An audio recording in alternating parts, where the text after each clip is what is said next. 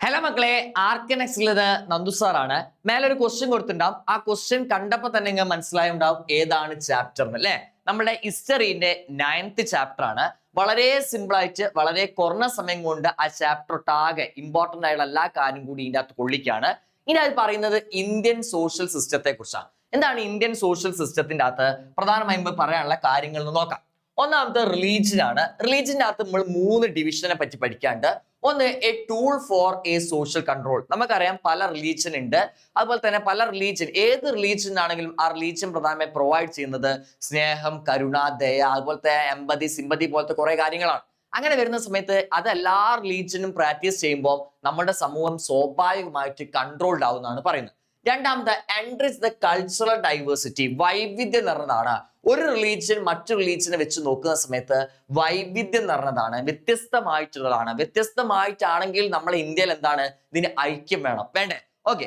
മൂന്നാമത്തത് acceleration of social change. ഒരു religion പ്രധാനമായി പ്രാക്ടീസ് ചെയ്യുന്നതിലൂടെ അല്ലെങ്കിൽ പ്രധാനമായിട്ട് റിലീജിയസിലൂടെ നമ്മൾ നോക്കുന്ന സമയത്ത് അതിനകത്ത് പ്രധാനമായി സോഷ്യൽ ചേഞ്ച്, സമൂഹത്തിൽ മാറ്റം വരുത്താൻ ആ റിലീജിയന് സാധിച്ചിരിക്കണം. അല്ലെങ്കിൽ ആ റിലീജിയനെ കൊണ്ട് സമൂഹം മാറി മാറി വരുന്നുണ്ട് എന്ന കാര്യം കൂടി ആലോചിക്കാം. ഓക്കെ, ഇതാണ് റിലീജിയനെ പറ്റി പറയുകയാണെങ്കിൽ. വളരെ സിമ്പിൾ ആയി പറയാണ്. ഇനി അടുത്ത ഭാഗത്തേക്ക് പോവാണ് ലാംഗ്വേജ് അല്ലെ. ലാംഗ്വേജ് നമ്മൾ എന്തിനാന്ന് വെച്ചാൽ വളരെ സിമ്പിൾ ആയി പറയും, നിങ്ങൾ എല്ലാവരും ഫോർ കമ്മ്യൂണിക്കേഷൻ. പക്ഷെ ഒരു 1 വേർഡ് നോക്കി വെച്ചോ, ഏകദേശം 22 ഒഫീഷ്യൽ ലാംഗ്വേജ് ആണ് ആർക്കുള്ളത്, ഇന്ത്യക്കുള്ളത്. അതിനകത്ത് നോക്കി, ഒന്നാമത്തത് make A cultural tradition of organs എന്ന് വെച്ചിട്ടുണ്ടെങ്കിൽ നിങ്ങൾ ടെസ്റ്റിൽ കൃത്യമായി പറയുന്നുണ്ട് വടക്കൻ പാട്ട്. വടകരയുടെ ചരിത്രം പാടുന്ന പാട്ടാണ് എന്ത്, വടക്കൻ പാട്ട്. അത് പണ്ടും ഇപ്പോഴും ഇനി നാളെയും പ്രധാനമായി അതേ ഭാഷയിൽ തന്നെയായിരിക്കും എന്ത് ചെയ്യും മക്കളെ, വടക്കൻ പാട്ട് പാടുക. എന്ന് വെച്ചിട്ടുണ്ടെങ്കിൽ ഒരു ചരിത്രം പ്രധാനം ഒരു തലമുറയിൽ നിന്ന് അടുത്ത തലമുറയിലേക്ക് ട്രാൻസ്ഫർ ചെയ്യാൻ എന്തിനു പറ്റുന്നുണ്ട്, ഈ ലാംഗ്വേജിനെ കൊണ്ട് സാധിക്കുന്നത്. രണ്ടാമത്തത് സെൻസ് ഓഫ് ഐഡന്റിറ്റി എന്ന് വെച്ചിട്ടുണ്ടെങ്കിൽ ഒരേ ഭാഷ സംസാരിക്കുന്നവർ തമ്മിൽ കണ്ടുമുട്ടിയാൽ നമ്മുടെ ഉള്ളിൽ എന്തുണ്ടാവുന്നുണ്ട്, ഒരു എന്താ വെച്ചാൽ ഒരു നമ്മളെല്ലാവരും ഒന്നാന്നുള്ള ഒരു ചിന്ത രൂപീകരിക്കാൻ സഹായിക്കുന്നുണ്ട്. അടുത്തത് foster respect for the co existent with the cultural diversity. വളരെ സിമ്പിൾ ആയി പറഞ്ഞാല് നമ്മൾ പല ഭാഷ പഠിക്കുന്നതിലൂടെ പല നാടിന്റെ സംസ്കാരം മനസ്സിലാക്കാൻ നമ്മളെ കൊണ്ട് സാധിക്കുന്നുണ്ട് അല്ലെ. നമുക്കറിയാം, നമുക്ക് കുറെ ഭാഷകൾ നമ്മൾ കൈകാര്യം ചെയ്യുന്നുണ്ട്. ആ ഓരോ ഭാഷ സംസാരിക്കുന്നതിലൂടെ നമ്മൾ പല നാടിന്റെയും സംസ്കാരങ്ങൾ നമ്മൾ മനസ്സിലാക്കാൻ സാധിക്കുന്നുണ്ട്. ഇനി അടുത്തത് കാസ്റ്റ് സിസ്റ്റം ആണ്. കാസ്റ്റ് സിസ്റ്റം വളരെ സിമ്പിൾ ആണ്. ഒന്ന് സോഷ്യൽ ഹൈറാർക്കി, ചെറുപ്പകാലം മുട്ടങ്ങൾ പഠിക്കുന്നതാണ്. ബ്രാഹ്മിൻസ്, ക്ഷത്രിയ, വൈശ്യ, ശൂദ്രാസ്. ഓക്കെ.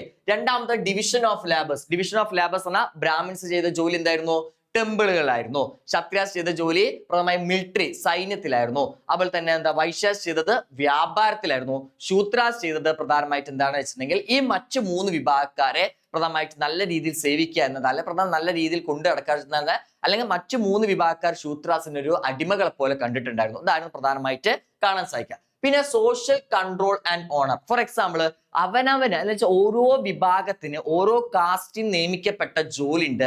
അവർ അതിൻ്റെ അകത്ത് കൺട്രോൾ ആണ്. ഫോർ എക്സാമ്പിൾ, ശൂദ്രാസ് പെട്ടെന്ന് ഒരു ദിവസം അമ്പലത്തിൽ പോയി പൂജ ചെയ്യാൻ വിചാരിച്ചാൽ നടക്കൂല, കാരണം അത് കൺട്രോൾഡ് ആണ്. ബ്രാഹ്മിൻസിന് പെട്ടെന്ന് താഴ്ന്നോട്ട് ഇറങ്ങി വരില്ല, അതും കൺട്രോൾഡ് ആണ്. അപ്പൊ അതാണ് പറഞ്ഞത്, അന്നത്തെ സൊസൈറ്റി കൺട്രോൾഡ് ആണ്. റെസ്ട്രിക്ഷൻ ഓഫ് ഓൺ മാരേജ് എന്ന് വെച്ചാൽ 2 തരത്തിലാണ്. ഒന്ന് സ്വഗണ വിവാഹവും 2 അന്യഗണ വിവാഹം. എന്ന് വെച്ചാൽ ഒരേ വിഭാഗത്തിൽ ഒരേ കാസ്റ്റ് ഉള്ളവര് അല്ലെ ഒരു റിലീജിയൻ ഉള്ളവര് കല്യാണം കഴിക്കുകയാണെങ്കിൽ അത് സ്വഗണ വിവാഹം എന്നും, അതേസമയം ഒരേ കാസ്റ്റിൽ അല്ലാത്തവർ വിവാഹം കഴിക്കുകയാണെങ്കിൽ അത് അന്യഗണ വിവാഹം എന്നുമാണ്. ഓക്കെ. അന്ന് ഏറ്റവും കൂടുതൽ ഉണ്ടായത് സ്വഗണ വിവാഹമായിരുന്നു എന്ന കാര്യം കൂടി ഓർത്തു വെക്കുക. അത് കഴിഞ്ഞ് ഇൻഇക്വാളിറ്റി ആൻഡ് മാർജിനലൈസേഷൻ എന്ന് വെച്ചാൽ അടിച്ചമർത്തപ്പെട്ടവർ എന്ന് വെച്ചിട്ടുണ്ടെങ്കിൽ സൊസൈറ്റിയിൽ നമ്മൾ എല്ലാവരും ഒന്നും ഒരേപോലെ പരിഗണിച്ചിട്ടില്ല. ആ സമയത്ത് ഏറ്റവും താഴേക്കിടയിൽ നിൽക്കുന്ന കുറച്ച് ആൾക്കാരുണ്ട്, അവരാണ് മാർജിനലൈസ്ഡ് കമ്മ്യൂണിറ്റി അഥവാ അരിക്കുവൽക്കരണപ്പെട്ടവർ എന്ന് പറയാം. അപ്പം നമ്മുടെ പ്രധാനമായുള്ള ഗവൺമെന്റും കാര്യങ്ങളൊക്കെ എന്താ ചെയ്യുന്നത് വെച്ചാൽ ഈ അരിക്കുവൽക്കരണപ്പെട്ടവരെ ഉയർത്തിക്കൊണ്ടുവരാനാണ് നോക്കണം. അതിനുവേണ്ടി നമുക്ക് പ്രധാനമായി അയ്യങ്കാളി, വില്ലുവണ്ടി യാത്ര, അങ്ങനെ ഓരോരുത്തരും ഓരോ മൂവ്മെന്റുകൾ ചെയ്തിട്ടുണ്ടെന്നും ഓർത്തു വെക്കുക. ഇനി അടുത്ത ഭാഗത്തേക്ക് പോവാണ്. അടുത്ത ഭാഗം എന്ന് പറഞ്ഞിട്ട് പ്രധാനമായി ട്രൈബൽ സൊസൈറ്റി ആണ്. ട്രൈബൽ സൊസൈറ്റി എന്ന് പറഞ്ഞാൽ ട്രഡീഷണൽ നോളജ് എന്ന് വെച്ചിട്ടുണ്ടെങ്കിൽ നമ്മളെ പോലെയല്ല മെഡിസിന്, അതുപോലെ തന്നെ എന്താ പറയാ അവരുടെ അഗ്രികൾച്ചർ, എല്ലാത്തിനും അവർക്ക് അവരുടേതായ പരമ്പരാഗത രീതികളുണ്ട്. ഓക്കെ. അതാണ് ട്രഡീഷണൽ എന്ന് വെച്ചാൽ നമ്മളുമായിട്ട് വ്യത്യസ്തമാണെന്ന് വെച്ചാൽ അവരവരുടെ പരമ്പരാഗത നോളജ്, അറിവുകൾ വെച്ചിട്ടാണ് കാര്യങ്ങൾ ചെയ്യുക. രണ്ടാമത്തെ art and culture. Art and culture എന്ന് വെച്ചാൽ അവരുടെ ഡാൻസും പാട്ടും അതുപോലെ തന്നെ കലാരൂപങ്ങളിലും മറ്റു നാട്ടിൽ അർബൻ നഗരത്തിലും ഗ്രാമത്തിലുള്ളവരെക്കാൾ വ്യത്യാസം എന്തിനുണ്ട്? ട്രൈബൽ വിഭാഗം അഥവാ ഗോത്ര വിഭാഗങ്ങൾക്കുണ്ട് എന്ന കാര്യം മനസ്സിലാക്കുക. Sustainable life. സസ്റ്റൈനബിൾ ലൈഫ് എന്ന് പറഞ്ഞാൽ സുസ്ഥിര ജീവിതം. വളരെ സിമ്പിൾ ആയി പറയുകയാണെങ്കിൽ സസ്റ്റൈനബിൾ എന്ന് പറഞ്ഞ വേർഡ് നിങ്ങൾ എവിടെ കേട്ടാലും ഇപ്പോൾ ഉള്ളതിനും അതുപോലെ തന്നെ ഭാവിക്കും പ്രാധാന്യം കൊടുക്കുക എന്നതാണ് അർത്ഥം. എന്ന് വെച്ചാല് ട്രൈബൽ പീപ്പിൾസ് പോലെ കാടൊന്നായിട്ട് വെട്ടിമുറിച്ചിട്ട് ജീവിക്കല്ല, അവർ ഇപ്പോൾ ഉള്ള തലമുറയും ജീവിക്കുന്നുണ്ട്. വരും തലമുറകൾക്ക് വേണ്ടി അതേ കാടുകൾ എന്ത് ചെയ്യുന്നുണ്ട്? സൂക്ഷിച്ചു വെക്കുന്നുണ്ട് അല്ലെ. അതാണ് സസ്റ്റൈനബിൾ ലൈഫ്. അവർ tribals to give more important to sustainable life. Sustainable ലൈഫിനാണ് ഏറ്റവും കൂടുതൽ ആര് കൊടുത്തത്? പ്രാധാന്യം കൊടുത്തത്? ട്രൈബൽസ് പ്രാധാന്യം കൊടുത്തത്. അടുത്ത റെസിസ്റ്റൻസ് അഗൈൻസ്റ്റ് ദ ഇൻഇക്വാലിറ്റി. നമ്മളെ ടെസ്റ്റിൽ ചെറിയ ബോക്സ് കൊടുത്തിട്ടുണ്ട്.